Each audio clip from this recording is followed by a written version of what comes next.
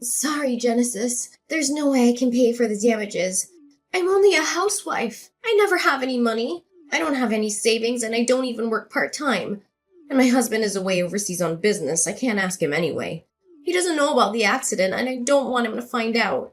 He'll be furious with me and he might even divorce me. You don't understand how hard this is for me. Yeah, but you crashed into my house. You should be showing more remorse. I mean, you totally destroyed a brand new house. We just moved in last week, and we spent all our savings on it. It was our dream home, and you ruined it. It's a miracle no one was killed. Oh, come on. That's an exaggeration. It's not like you can't live in it anymore. It's just a little damage. Nothing that can't be fixed. You're making a big deal out of nothing. What are you talking about? There is an enormous hole in the living room wall. Who the hell is going to live in a house like that? It's not safe and comfortable.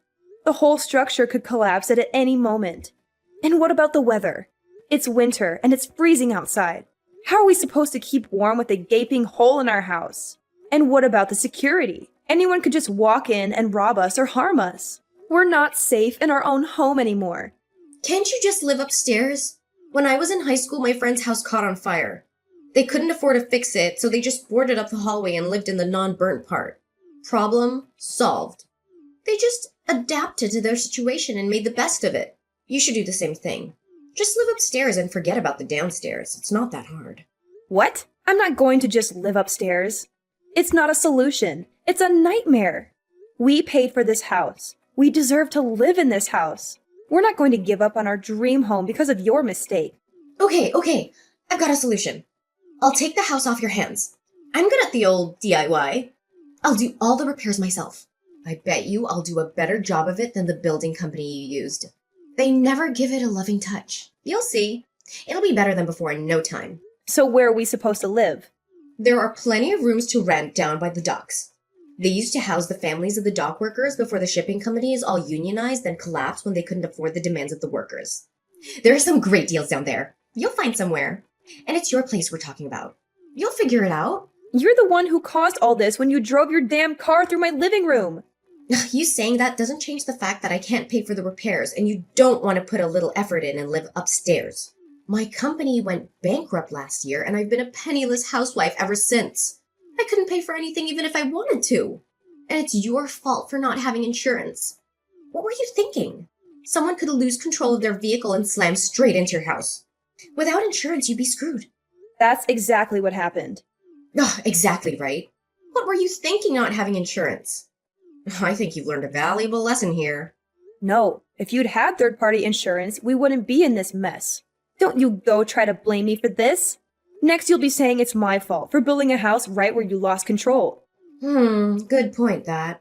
You have to pay for the damages. It's only fair. 200,000? You think I have that kind of money lying around? You must be joking. That nice policeman told you as much, right? You can't force someone out of bankruptcy. As I told you, I'm a housewife. There's no way I can pay $200,000. I feel sorry for you, but you're just gonna have to give up. You've had bad luck. It sometimes happens. Can't you get your husband to lend you the money? Or your parents? You can't just leave us with a gaping hole in the front of our house. The cold and the safety issues go without saying, but it also looks horrendous. Surely you can find a way to make this right. Well, my husband does have money, but he's the stingiest person in the world. He steals toilet paper from the bus station. He's a total tightwad. And things are tight back at my parents' house. My father was forced to take early retirement at 55 and just drank away most of the payout he got. I can't ask them for help. They'll disown me. Can you not make this about you?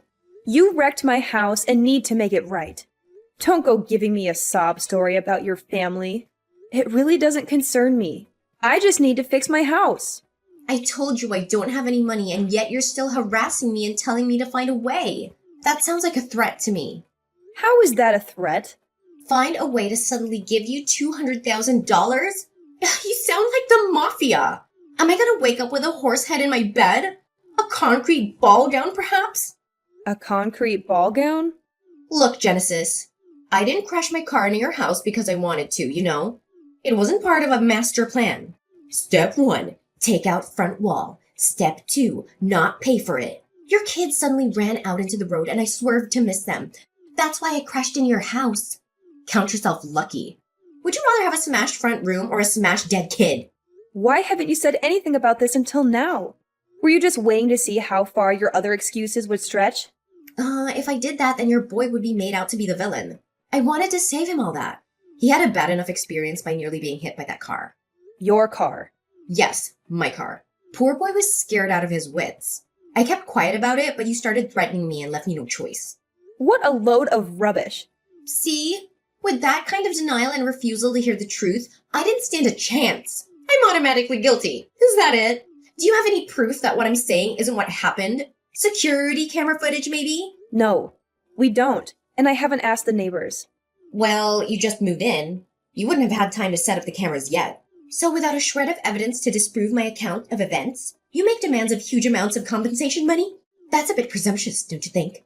Rude, even. What kind of woman are you? Ugh, look, I feel bad about smashing into your house. Who wouldn't? But like I already told you, I'm gonna declare personal bankruptcy. I don't have a penny to my name. Are you getting off on this? Having a little power trip? Does it make you feel big? Demanding huge amounts of money from someone you know doesn't have a cent to her name? No amount of verbal diarrhea is going to get you out of this. I'll get my money one way or the other. Did you have to say that? Come on, I'm under enough stress as it is. I don't have a car. Can you imagine how inconvenient that is? Unbelievable! Hi, I'm just following up on what I've overheard. Did my wife crash her car into your house? I can't believe she would do something like that. She's always been a careful driver. What happened exactly? Yes, she did. And she also said she declared personal bankruptcy recently, and there was no way she could pay for the repairs. I've just had that exact conversation with her. She claims that she has no money, and that asking you or her parents for even a loan is out of the question. She said she doesn't want to bother you with her problems, and that you have enough to deal with. So, we have a massive hole where the living room wall used to be, and no means of repairing it before winter comes. We're stuck in this situation because of her recklessness and irresponsibility. I'm so sorry for what happened. I had no idea she was in such a bad financial situation. She never told me anything about it. She always seemed happy and content with our life. I don't understand why she would lie to me and hide things from me. And I don't understand why she would crash into your house and cause so much damage and trouble for you and your family. I'm really ashamed of her behavior. I'm relieved to see you're taking this seriously. I was expecting the same brush off I got from your wife. She didn't seem to care at all about the consequences of her actions. She didn't apologize, offer any help, or show any remorse. She just tried to make excuses and blame me for the accident. Perhaps we can solve this problem with level-headedness. If this is all true, then I have no sympathy for my wife. It certainly is true. She drove her car right into our house. You can come and have a look if you need confirmation. Shall I send you some photos? She's claiming that my son ran out onto the road suddenly, and she was swerving to avoid him. But I don't believe her story for a second. Why? Do you doubt her story? Because when she crashed into our house, I called the police, of course. Nobody was hurt, thank God. So they interviewed her and us.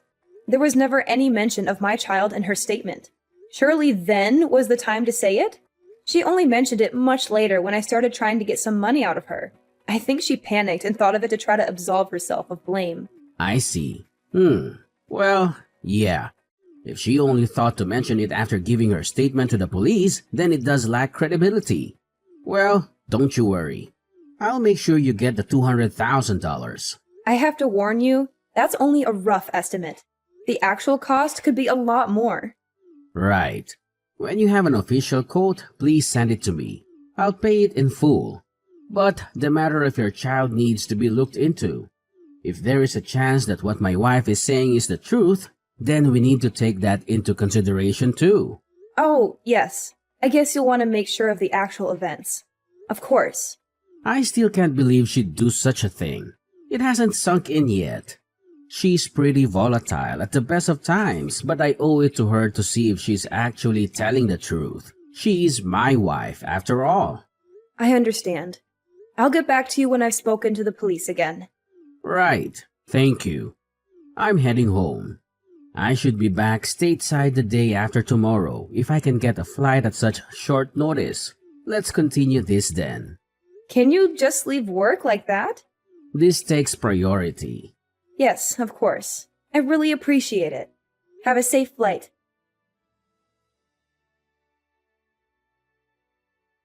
Hey, how long were you planning on ringing my doorbell?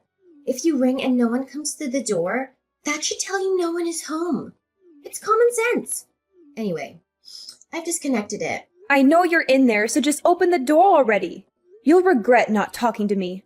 There you go, threatening me again. Who's out there with you? Some of your Sicilian friends? I'll regret opening the door. I've already told you I'm insolvent. I can't even pay for my car to be fixed. I forbid you to declare bankruptcy. What's the sudden change of attitude? Who is this? This is your husband, Charles. What? Where are you? I thought you weren't coming back for another few months. I heard about what happened and dropped everything. You've really gone and done it this time. What the hell were you thinking? Did you think you'd get away with it? Hang on a second. That's not what happened at all. I've explained everything that happened to Genesis and she started threatening me. What are you talking about? You drove your car into her house. She's trying to discuss the matter with you and you are trying to wriggle out of paying for the damages you caused by claiming bankruptcy. Like I told Genesis, I'm not the only one to blame here. Her son came out of nowhere. I had no choice but to take evasive action. If I hadn't done that, we'd be having a much more serious conversation. I've heard all about that too. It seems you only remember this as an afterthought. Why on earth would you not tell it to the police? I told Genesis this. If I just told the truth, her son would have appeared to be the cause of it all. I imagined the poor little guy shouldering the blame for having caused a car to destroy his house. I thought about the burden of shame that he would have felt for the rest of his life. I was looking out for him. I was thinking of his future. How many more lies are you going to keep adding to your story? It would be best if you just came clean and faced up to what you've done. No way. I'm not paying a nickel. I'm not the one who caused this. I did nothing wrong. If you still demand that I pay, I will declare bankruptcy. $200,000 is a huge amount of cash. I can't possibly pay it. I am a victim. Her son is the real cause of this. All I did was try and save his life, and this is the thanks I get? Thank you, Brittany, for saving my son's life. Now give me all your money. Now my own husband has taken the other side. I'm betrayed. How terrible it is to be cast aside by the one you love most. There is security camera footage from the house across the road, however. Oh, and? There doesn't seem to be any sign of the child you said you swerved to miss hitting. It would appear that you swerved for some unknown reason and accelerated into Genesis' house.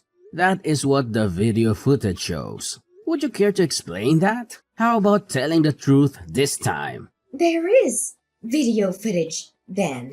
Yep, from the house across the street. They had recently installed the latest kind, so it is shown clearly. Genesis received a copy yesterday. The police, of course, also have a copy. I've seen it too. I watched it over and over, trying to see if I could detect even the smallest hint of a child in the picture. However you try and frame it, you are 100% to blame. And the driver is shown clearly? Yes, it is you without a doubt. You might have gotten lucky with one of those old grainy black and white cameras people used to use, but this was broad daylight and the video was 4K quality. I could even see the top of your snake tattoo that comes up the side of your neck. And the final nail in the coffin? You are taking a swig from a can of beer. There is no way out of this. It's a DUI at the least. Probably willful damage too. Not a lawyer in the country would touch it. Not even Johnny Cochran would take the case. By trying to hide it and blame it on a child, you've made it exponentially worse. Did you think you'd get lucky and be able to blame Genesis' son and get away with not paying anything? Wait, maybe I'm remembering it wrong. Maybe I just thought I saw a kid come flying out in front of me. But it's nowhere near a DUI. I was thirsty. All there was in the fridge was a beer, so I took it. A single beer. I spoke to the police right after it happened, and they didn't breath test me. What does that tell you? So what are you trying to say? You know there are laws in this state forbidding open alcoholic drinks in vehicles. You were drunk and drove into someone's house. Somehow, getting lucky that no one was in the living room, you are caught on camera drinking a beer and you would still try to get out of paying reparations? I'm astounded. I mean, I knew you were a little crazy, but I always found that unpredictable part of you fun. But you seem to be able to add lie upon lie without the slightest feeling of guilt. I'm sorry. I was lonely with you being away. Lonely? So who was the man in the passenger seat? Yes, Brittany. I saw him in the video. Oh, that's in there too, huh? I guess I should complain then. You think? This should have all been told to the police when they first arrive on the scene. You've tried to cover it up with all your lies. I was overseas, away from my family, trying to satisfy my boss in order to get a promotion, and all the while you were off drinking and driving into people's houses and having an affair? Wait, I repent. I've seen the error of my ways. I'll never do it again. I throw myself on your mercy. Forgive me. I was lonely on my own. You'd have done the same thing. I'm not a monster. I won't divorce you right away. For a start, you are now indebted to me to the tune of $200,000 to be paid as soon as your first paycheck arrives. First paycheck? You know I don't have a job. The first day of the rest of your life starts today. Get to work. First, you'll need a job, but I have taken care of it. And until it is all paid back in full, I'll be watching your every move. And I've enlisted the help of your father too. My father? Why did you go and do that for? He'll disown me. This is the end. He's been very helpful. He's going to introduce you to a friend of his who owns a factory. You can start there on Monday. See, I've taken care of it. I have done my best to clean up this mess you've gotten yourself into. A factory? What do I know about working in a factory? I've been a housewife for the last 10 years and suddenly you want me to work in a factory? What, is it a clothing factory? I don't know how to make clothes. No, nothing as glamorous as that. It's a sardine cannery. Oh, God. And you are not to quit until the loan is paid in full.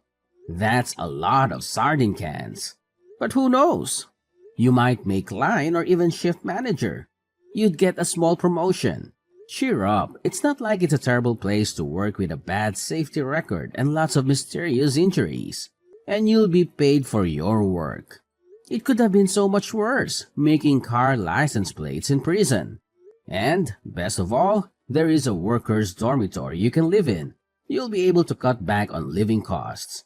Hang on. I can't do physical labor. I haven't even walked further than the mall for more than 10 years. Please, Charles. I'll get a part-time job and pay you back little by little. This is Genesis again. It would appear that Charles has nothing further he wishes to say to you. No, what? Just listen to me. Why won't anyone hear me out? Okay, let's do it inside the house, shall we? I have an agreement for you to sign. If you refuse, I'll have no other choice than to call the police. Okay, I got it. I'll open the door. Hey, Genesis. Could you have a go at trying to make Charles see sense? You what? There is absolutely no way I can work in a factory or live in a dormitory until I've paid back $200,000. It sounds like a prison sentence. I won't be able to see my kids. He's taken this all too far. Too far? So you think you'd be better off in an orange jumpsuit in prison? Shall I call the police and see what they make of the new evidence that has come to light? I can easily win in court, and probably get a lot more than $200K. I have all the evidence I need. The judge wouldn't take long to make a decision, I bet. No, You aren't in any position to make demands. Don't worry, you should be able to pay off the debt in about 15 years. Give or take a year or two, and maybe time off for good behavior. What? Just kidding, but I hope you enjoy the fish factory. You will probably have all the sardines you can eat. Very healthy sardines. 15 years of canning fish. I feel sick. Hey, you never know. You will probably be able to put your other skills to work in the factory too. You know, when the machines break or the dormitory needs a bookshelf. You did say you were good at DIY, right? After that, Charles took Brittany back to her hometown and got her settled into the factory workers' dormitory at the sardine factory. Brittany's father went along too to introduce her to the owner. Apparently, it's backbreaking work loading the boxes of cans in the trucks. Working conditions are cramped, and the other workers are all from different countries, so it's difficult to communicate. The pay isn't bad once you are used to it and can work quickly, but for someone like Brittany who has never done a day of physical labor in her life, it is particularly grueling. She has to wake up early, work long hours, and endure the smell of fish all day. She has no friends, no hobbies, no fun. She has nothing but regret and remorse for what she did. I think she'll get used to it, even if it takes a few more months. She has, however, finally taken responsibility for what she did. She is focused now on paying back the money as quickly as she can. And the best outcome of all? Charles gave us the money we needed, and our house now has its living room wall again. And just in case, I've insured the house against further incidents like this. I've also invested in a tough fence, capable of at least slowing down any out-of-control car. It was a horrible experience, dealing with a selfish liar, but I've learned a lot from it. And everything is pretty much back to normal. For me and my family, I mean, not Brittany. But she has all the time in the world to think about it. Well, 15 years, give or take. She has to live with the consequences of her actions, while we can move on with our lives.